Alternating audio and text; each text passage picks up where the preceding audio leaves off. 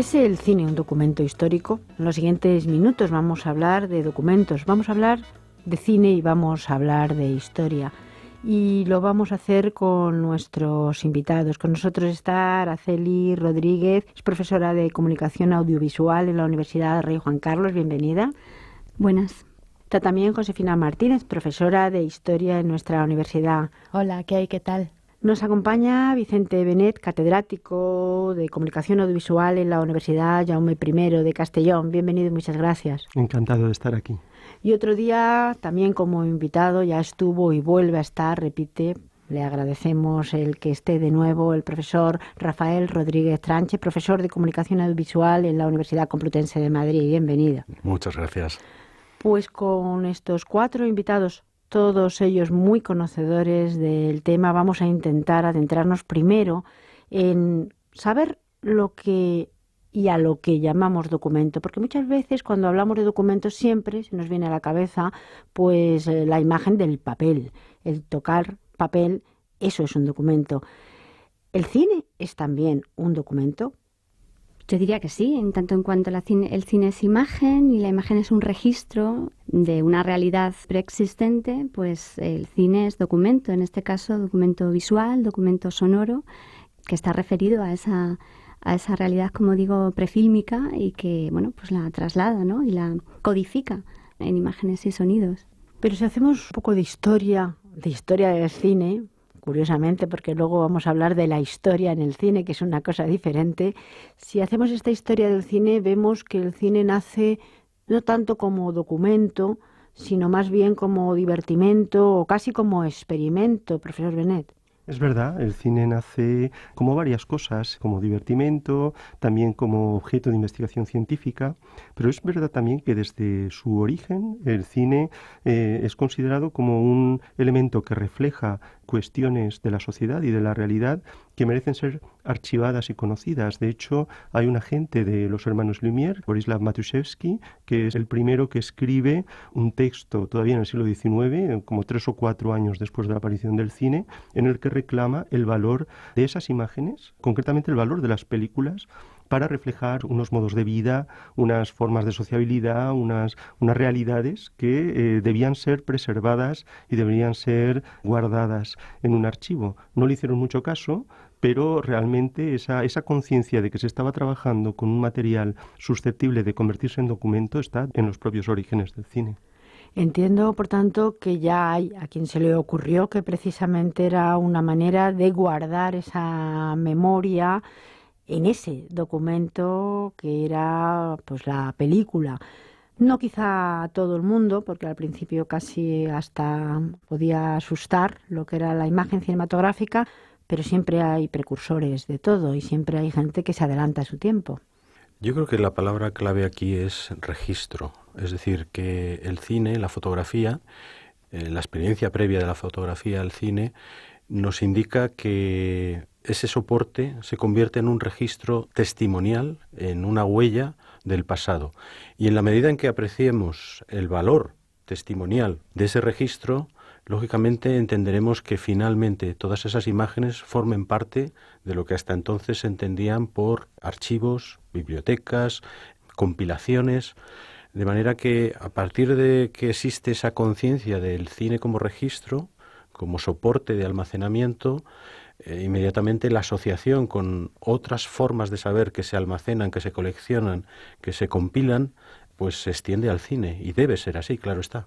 Pero es curioso, profesora Martínez, porque aún ahora parece que el cine para los historiadores, y lo digo porque aquí en esta mesa pues es la historiadora y nos puede decir, no es todavía tan relevante como verdaderamente algunos pensamos que es.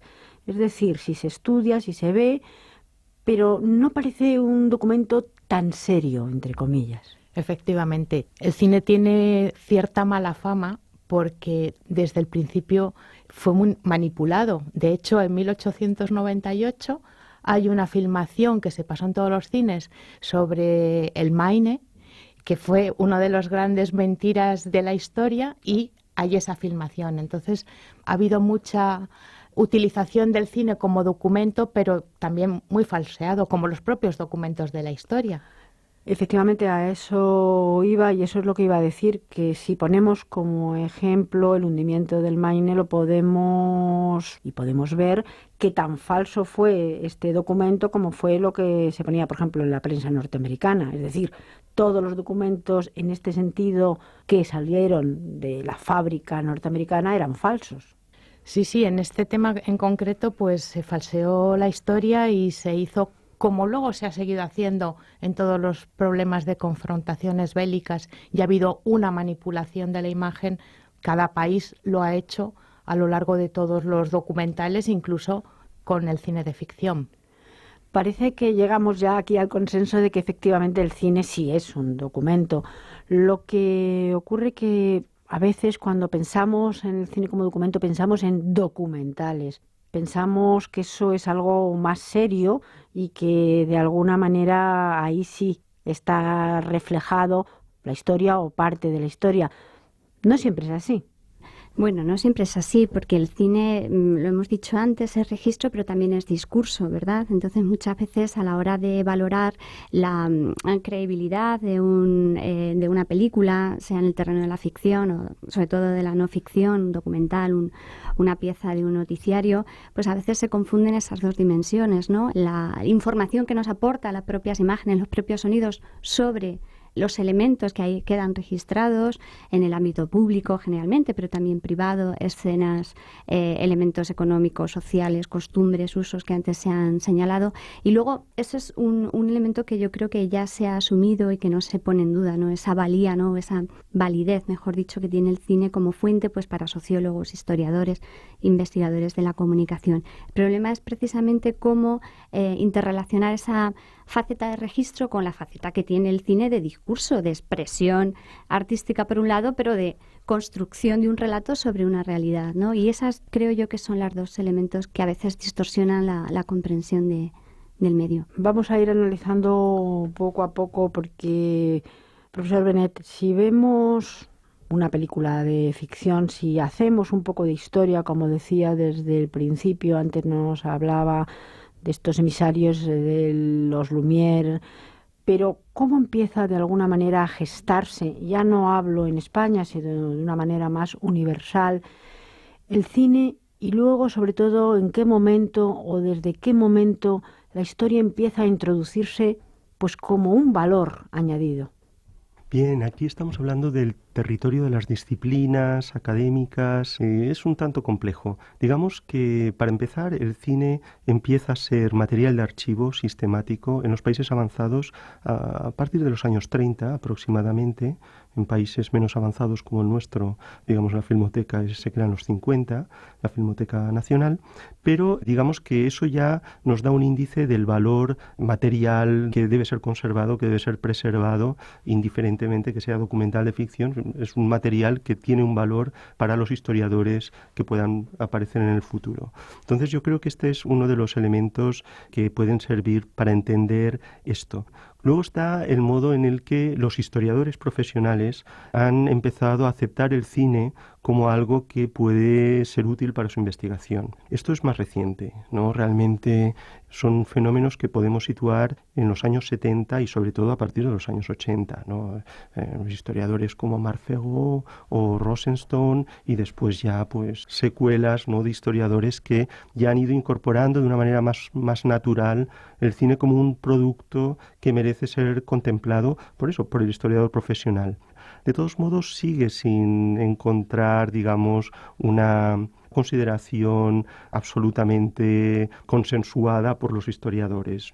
Todavía hay un camino por hacer para trabajar el cine con una perspectiva quizá no tan asentada en algunos mecanismos de los historiadores como la historia social, etcétera, sino dentro del terreno de lo que se denomina la historia cultural, ¿no? Entender el cine como un producto cultural más que puede reflejar mentalidades, formas de sociabilidad, valores, temores y ansiedades de una sociedad en un momento dado.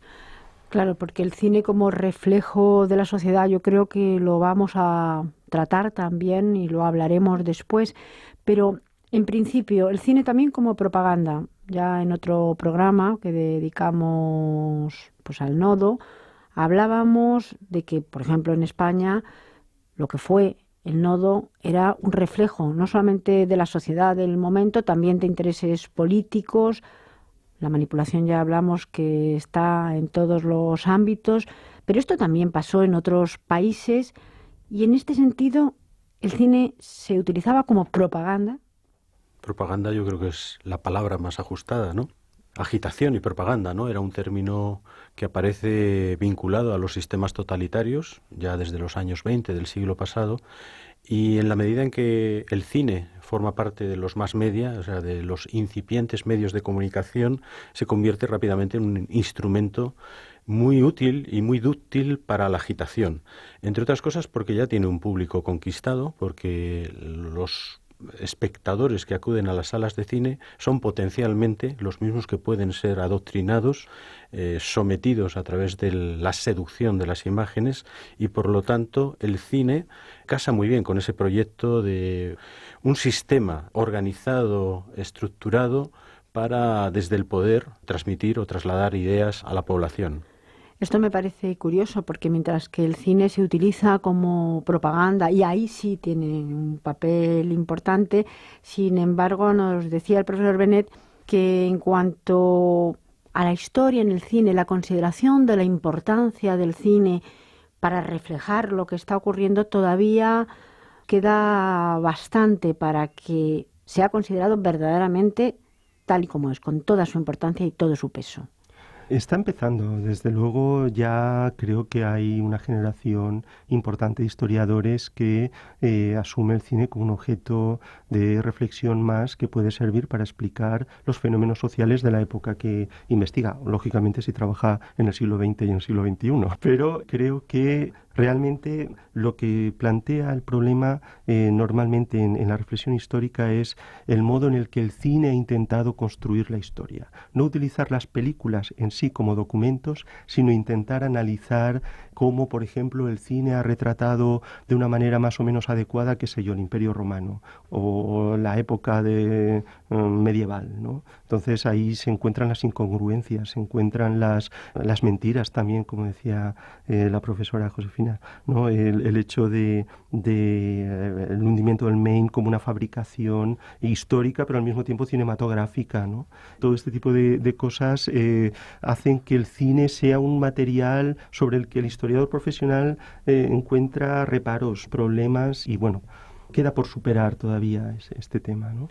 Y además de esa consideración que sigue suscitando todavía controversia, hay otro elemento más, yo creo, porque todavía se sigue reprochando, algunos profesionales, investigadores siguen reprochando esa cierta superficialidad que tiene la imagen, ¿no?, que es referida al pasado. Tener en cuenta que un documento, un texto audiovisual, tiene unas características propias, pero tiene algo único, y es que te permite conectarte con ese pasado al que hace referencia de una forma que un texto escrito no puede, ¿no? Con una riqueza de matices que te pone, ¿no? Estamos hablando de una imagen, es filtro, es dispositivo, pero al fin y al cabo nos está poniendo en contacto con esa época cuando vemos imágenes de principios del siglo XX. Y si ponemos un ejemplo, por ejemplo, se me ocurre en películas que tratan un determinado personaje. Por ejemplo, Juana la Loca. Juana la Loca ha sido reflejada en el cine en varias ocasiones. Yo creo que hasta en el cine mudo. El profesor Benet me dirá si es así o no. Sí, hay una versión de Locura de Amor muda, sí. El personaje está ahí, el personaje está documentado. Sin embargo, la imagen que vemos de la mujer, de la reina también, es muy diferente dependiendo de la época, dependiendo de los tiempos y del tratamiento. Había un trasfondo que está ahí, lógicamente.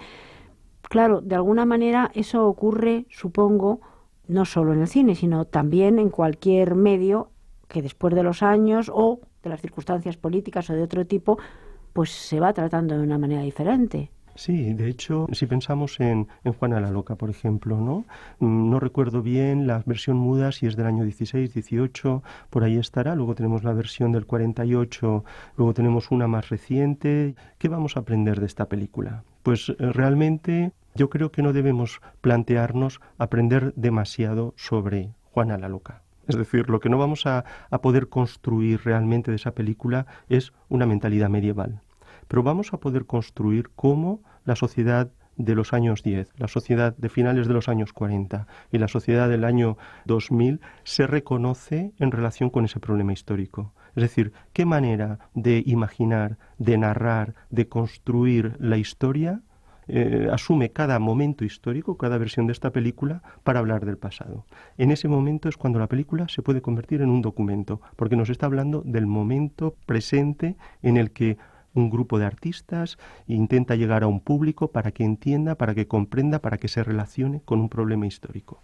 También lo que refleja, siguiendo este ejemplo, por seguir esta línea, es más que el personaje histórico, lo que está ocurriendo en la época, es decir, pues en Locura de amor de los años 40, que quizás sea la que más podemos recordar, aparte de la actual, pues aunque la mujer enloquece de amor, pero guarda una dignidad y unas formas que no guarda en la película más actual, porque, bueno, la mujer actual se admiten cosas que no se admitían en los años 40, ya fuera Juana la Loca o fuera cualquier otra mujer. Es un poco ese reflejo. Efectivamente, pero por otro lado se pueden plantear más enigmas, ¿no? Es decir, cómo en el franquismo, en el año 48, de repente aparecen estas mujeres, como Juana la Loca, como Agustina de Aragón, como la Leona de Castilla. Aparecen todas estas mujeres poderosas, agentes de la historia, capaz de arrastrar pueblos, capaz de plantear conflictos políticos en una sociedad machista, retrógrada, anquilosada casi en un régimen medieval. Tenemos que empezar a pensar entonces estas películas como películas que llaman la atención a los espectadores de su época. Yo diría fundamentalmente a las espectadoras de su época. Las espectadoras de su época, de este momento del franquismo en el que triunfan esas versiones de mujeres potentes, de mujeres dominantes, de mujeres sujeto de la historia, son mujeres que están en su casa dominadas por un sistema machista y en las pantallas encuentran lo opuesto, en cierto modo, aparte de muchas otras cosas, encuentran lo opuesto a lo que es su realidad, ¿no? En esa medida, esto es solo una hipótesis, ¿no? Pero podríamos pensar que en ese momento esa película se convierte en un documento de las fantasías de la espectadora española de finales de los 40. Por lo tanto, profesor Rodríguez Tranche, un poco para cerrar y para acabar, porque tendríamos que hablar tantísimo, pero no hay para más. La historia dentro del cine como documento, de alguna manera nos sirve, bien sea de una manera objetiva, bien sea de una manera subjetiva, pero siempre podemos aprender algo. Evidentemente, el cine es un producto cultural y la cultura es una manifestación singular de cómo gestamos el presente y por lo tanto es un documento inexcusable para saber cómo hemos ido gestando ese presente una vez que nos situamos desde la distancia del historiador, ¿no? El problema que muchas veces tenemos con el cine como documento es que no podemos aplicarle el mismo planteamiento que a otro tipo de documentos donde parece que hay una fiabilidad con respecto al origen, a las fuentes, a los elementos informativos que aparecen. Es decir, es un documento que a priori se pone en duda por cómo se ha hecho, por quién estaba detrás, por qué intenciones podría haber en torno a ello.